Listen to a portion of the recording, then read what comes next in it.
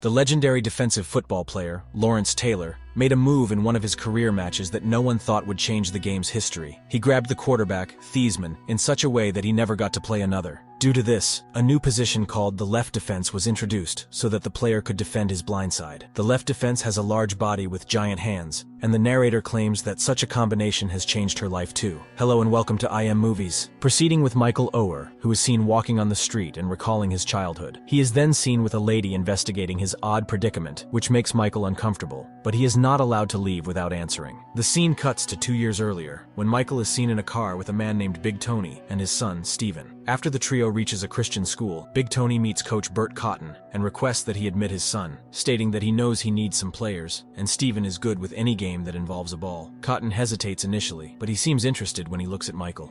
And the big one. Big Mike. The admissions desk checks Stephen and Michael's details, and they consider Michael unsuitable for the school as they have little information about him, and he has been very weak in his studies. One of the members informs Cotton that they understand his interest in Michael's athletic abilities, but they can't allow him. Cotton convinces them that they run a Christian school and must not admit Michael for his athletic skills, but it is the right thing for them to do. Somehow Michael gets admission to the school, and as he enters the classroom, the biology teacher announces a test to know where she should start. The class ends, but Michael sits there without touching his paper, and after he has left, the teacher checks his paper and finds a drawing at the back. Later that night, Michael hears his mother blaming him for eating all the food and is sad to hear that she wants him out of school. The next day, a wealthy home designer, Tuohy, arrives at the school to see her daughter, Collins, play volleyball and joins her husband, Sean, and son, Sean Jr., or SJ. They cheer for Collins while Michael can be seen sitting alone in the corner. After the match ends, Sean spots Michael collecting the wrappers and feels strange about him. Meanwhile, Michael's teachers complain about him and say that he lacks interest in his studies. But the biology teacher reads Michael's letter. She reads the letter about all the white people around him and his feelings. He entitled it White Walls,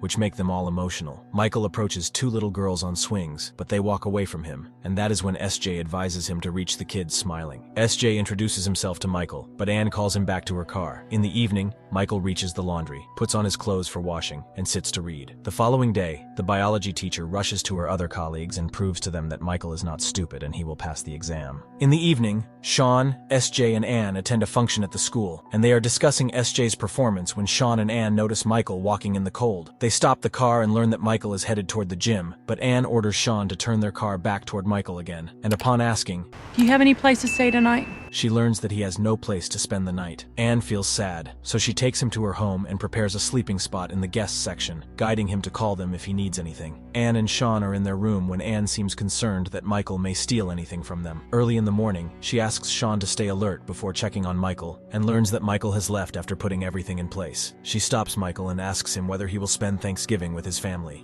"Are you spending Thanksgiving with your family?" Michael returns to their home, and after Anne gets everything ready to eat, Michael collects his part and sits at the table while the rest of the family enjoys football and food. Anne spots Michael eating alone, so she turns off the TV and gathers her family around the table. The family prays before having food and introduces Michael as their new friend. After that, Anne asks Michael to stay prepared for shopping tomorrow. Next, Michael and Anne are in the car when Michael seems off and claims he has clothes. I have clothes. Anne stops the car and requests that Michael tell her one thing about him, and Michael reveals that he hates being called Big Mike, so Anne agrees to call him Michael. After that, they reach the street where Michael lives, and after he has left the car, Jay Collis and his gang tease Anne, but she ignores them. Michael reaches his house and cries after reading the eviction notice on the door. When Michael returns, Anne takes him shopping, revealing she is afraid, but Michael assures her he has her back. After buying enough clothes, Anne drops Michael and SJ off at the school, after which she meets her friends and tells them about her visit to Hurt Street, where Michael lives. They all make fun of her, and Anne realizes she is in the wrong company. Anne checks Michael's documents, and is delighted to learn that Sean has already put his number on Michael's form in case of an emergency. She learns about Michael's low percentile in everything except self-defense instincts, which is shocking for Anne. Michael works hard on his studies and passes the grading tests. In the evening, Sean and his family go out for dinner when SJ informs Michael about all the hotels they own, but Sean reveals that they are not going to one of theirs as it is a special occasion. When asked, he reveals that he has talked to the coach and learned that Michael has enough grades to participate in sports. You can go out for spring football in March. They arrive outside a fancy restaurant when Anne takes the kids to a bookstore. She is wandering around when she finds her kids looking at the old kids' magazine collection and mentioning that they remember how she used to read these for them. Anne questions Michael and learns that his mother has never read one to him. The family has dinner and leaves when Michael spots a man and returns to hug him tightly while Anne and Sean look at him from outside. On their way home, Anne questions Michael about the man and learns that he is his brother, Marcus, whom Michael has not seen in years. After they reach home, Anne reads the kids' magazine for SJ and Michael and is very happy on her bed. When asked about the reason, Anne reveals that Michael is the reason for her happiness and that she wants to open a charity for kids like him. The next day, Anne and her family have a photo shoot for Christmas, in which she adds Michael to and uses the picture for their family Christmas card. They get a call from their cousin, who likes that they have added a colored guy to their card, while Anne's friends make fun of her and Michael. Anne does not like this and asks them to respect her choices, but they suggest she legally adopt Michael. When she mentions that Michael will be 18 soon, Anne's friend doubts him regarding Collins, which adds more to Anne's fury, and she leaves after paying the bill. At night, Anne questions Collins about whether she is uncomfortable in Michael's presence. Does Michael being here make you uncomfortable?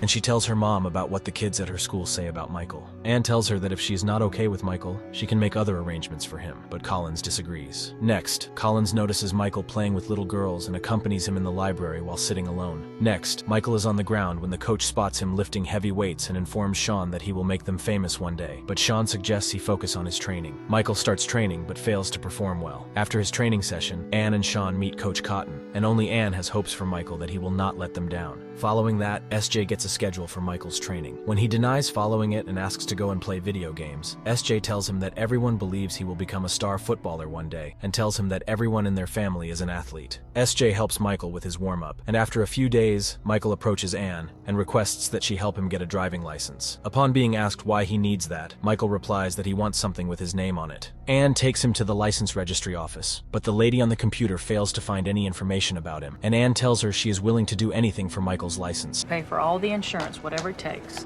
Asking about what it takes, the scene cuts to Anne and Sean informs him about her idea of getting legal guardianship over Michael. Sean hesitates at first, but then Anne persuades him. She visits another office and learns they also have little information on Michael. Still, the man informs her that Michael's mother has dozens of kids, and that she may not even remember them because of her drug addiction. Anne questions whether they will need permission from his mother. The man tells her that Michael is the government's ward, and she only needs a judge to sign for her. Anne does not like the idea, so she revisits Hurt Street and meets Michael's mother, revealing that Michael is living with her family. Michael's mother seems not to like her and mentions that Michael won't stay longer with her but will return to his birth mother, as he has done many times earlier. Still, she informs Anne that Michael's last name is Williams and cries, admitting that she does not know who his father is. Anne and Sean gather their family and question Michael about whether he is willing to be a part of their family.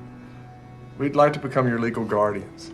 Anne gets emotional after learning that Michael already considers himself theirs. Everyone is happy, and after Michael gets his driving license, Sean and Anne gift him the truck he wants. A few days later, SJ insists on going and buying a new game with Michael after learning that Anne is busy. After they get permitted, Michael and SJ leave to get the game and keep singing on the way, so Michael gets distracted, and the duo gets into an accident. As soon as Anne gets the news, she arrives at the accident site, and after reaching Michael, she approaches SJ, who appears to be okay. The investigation officer informs Anne that her son is very lucky, as the airbag deploys at 200 miles, and a kid like SJ would have been in the worst condition in case of a direct hit. Anne returns to Michael and comforts him, stating that SJ is fine, and is stunned to see wounds on his arm. She asks Michael about them, and he reveals that he got injured while protecting SJ. The next day, Anne reaches the ground and learns that Michael has still been unable to play properly or hurt anyone. She approaches him, makes him realize that the team is like his family, and asks him to consider his mates, as he had her back and protected SJ from the horrible accident. Michael feels a new spark in his body and stuns everyone at the practice. Later, Anne and her family are seen attending Michael's first football match, and they ignore the man sitting and talking badly about Michael behind them. The game begins, and Michael's team keeps losing points due to him, while Anne and Sean are also concerned. Anne reaches Coach Cotton and gets mad at him for not doing anything, but he hangs up on her. During the first half, Michael and his team only lose the points, and a player, 66, defeats him mentally. During the break after the first half, player 66 hits Michael on the head, due to which Coach Cotton loses his calm, and Michael is impressed by him. This time, Michael returns to his team, considering them his family, and leads them to victory. He throws player 66 out of the ground, which SJ captured, turns the video into a tap, and sends it to a club's recruitment office. Everyone at the office is stunned to see Michael against player 66, and the next day, many coaches from different football clubs reach Wingate's playground to see Michael practice. Michael easily defeats his opponent, so the coaches are further impressed. Meanwhile, Anne is concerned that Michael needs a higher GPA to participate in or join other clubs, and plays the messages from different clubs for Sean to hear.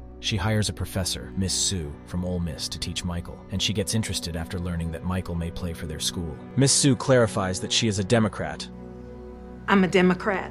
and starts teaching Michael. Michael is lazy at first, but Miss Sue ensures she is here to help him through everything. Michael keeps improving his studies and leading his team to a private championship trophy. Many coaches visit Sean's house during this period, but Michael and SJ like the offer of Club Tennessee the most. One day, Ole Miss coach comes to visit Michael, but before he may see him, Ann explains everything to him about how to impress Michael by luring SJ and mentions the offer Tennessee has made. The coach sees Michael, and SJ makes his offer and guarantees more than what Tennessee has offered them. At night, Miss Sue is teaching Michael when she tells him that bodies are buried under the Tennessee playground, and he would not like to play on them. She does this to change Michael's mind, and he falls prey to this, and selects Ole Miss to join. Unfortunately, one of the professors gives him low grades, and when Ann talks to him, he suggests she wait till the end of the year, so that Michael may improve his grade in the essay. In the evening, Miss Sue does not understand what topic to select, and Sean helps him by reading the poem, The Charge of the Light Brigade, by Alfred Lord Tennyson. Michael writes a fantastic essay relating his story to the poem, and passes the exam with better grades. Ann is delighted and hugs Michael for his success. Within a few days, Ann gets a call from the NCCA office, which insists on talking to Michael. The next day, Ann leads Michael to the NCCA office and meets Jocelyn Granger, who asks Ann to stay outside as she wants to talk to Michael alone. The scene shifts to the present, and it is when Jocelyn questions Michael about his odd predicament and makes him realize that Ann and Sean have fed him, sheltered him, and bought him a car to make sure he joins Ole Miss, as they all have read about the same school. Moreover, the family is a fundraiser for Ole Miss. Michael is infuriated by repeated questions and leaves the office furiously. He encounters Ann on his way out, but he leaves her alone after blaming her for using him. Later that night, Ann feels guilty and doubts whether she is a good person. Sean encourages her, but Ann feels miserable, thinking they did not give him proper time to think. On the other hand, Michael returns to his street when Jay Collis asks him to wait for his mother at their place. Michael encounters his friend Dave, but finds he has become a part of Jay Collis's gang. Jay Collis offers Michael a beer and starts disrespecting Ann and Collins. Michael requests that he stop. Shut up. But when Jay Collis crosses his limits, Michael beats everyone badly and leaves. In the morning, Michael reaches Ann, and she visits Hurt Street, where she encounters Jay Collis, who talks badly about her, but Ann threatens him with her authority and leaves, warning him to ruin his life. Ann finds Michael at a restaurant, and after the duo sits together, Michael tells her how miserable his childhood has been, and Ann apologizes for making him feel like he is being used. She allows him even to join Tennessee, but mentions that she won't be wearing their t-shirt. Michael laughs, and after that, he meets Jocelyn Granger again, and after apologizing to her for leaving, he tells her that she never asked him why he wanted to join Ole Miss. When Jocelyn questions why, Michael reveals that it is the school where all his family members have been, so he wants to do the same. Jocelyn is impressed by the answer, after which Ann and her family see off Michael at his new college. Ann gets emotional after realizing Michael won't be with them at home, and as she returns to her car, Michael approaches her and demands a proper hug. After that, Ann narrates that she read the news about David's demise and his athletic abilities, and mentions that it could have been her son, Michael. But fortunately, she saved his life from such circumstances. She adds that SJ got everything he was promised at Ole Miss, and it is revealed that the Baltimore Ravens hired the real Michael Oher, Baltimore Ravens select Michael Oher as their aggressive defensive player in the 2009 NFL Draft. The movie ends with a collection of pictures from the real Michael Oher's life. Thank you for supporting my small channel. If you like this video, share and like to help this channel out. Thanks for watching and see you at the next one.